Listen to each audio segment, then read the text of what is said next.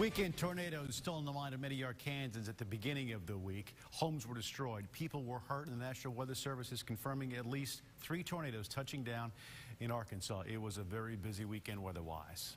And when it comes to Mother Nature bearing down, you need every warning you can get to protect yourself and your family. But over the weekend, one crucial warning came in late. Thanks for joining us tonight at 5. I'm Ashley Katz. Well, good evening. I'm Bob Clausen. KRQ4's Hillary Hunt joining us now live near one of the many sirens that didn't apparently sound when a tornado warning came in for the capital city. Hillary? That's right, Bob and Ashley, 15 minutes, but by time that tornado warning was issued, and one of these actually sounded any sound throughout the city. Now tonight, one man telling me he's taking full responsibility and promising the people of Little Rock it'll never happen again. Sometimes I'm not looking at my phone to get a warning. It's the sound.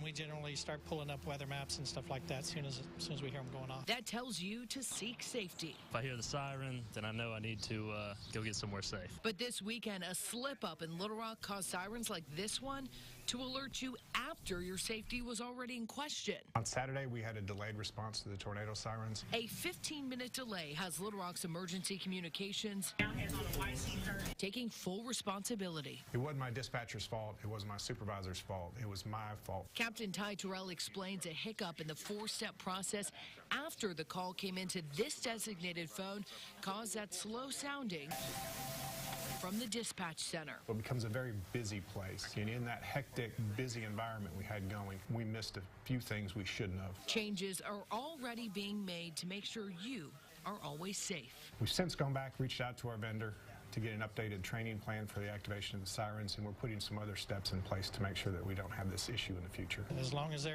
give you enough warning to get somewhere safe, you know, it's good. They haven't just updated that training. Captain Terrell also tells me that they're holding a class this week to update all of their employees on that 4-step system to make sure this never happens again. Live in Little Rock, I'm Hillary Hunt. Bob and Ashley, back to you. Hillary, thanks very much. And meanwhile, in South Pulaski County, neighbors whose homes were damaged or destroyed when a tornado touched down over the weekend are now pushing for a siren to be closer to where they live.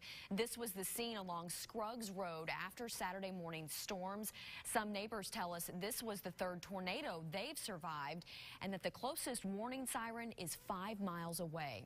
And when severe weather hits, we want to make sure you're prepared. You can go to our KRK4 News smartphone app. That's where we send out all of our push alerts with the latest information. If you'd like to get those tornado warnings or other breaking news, just download the app in the App Store or Google Play.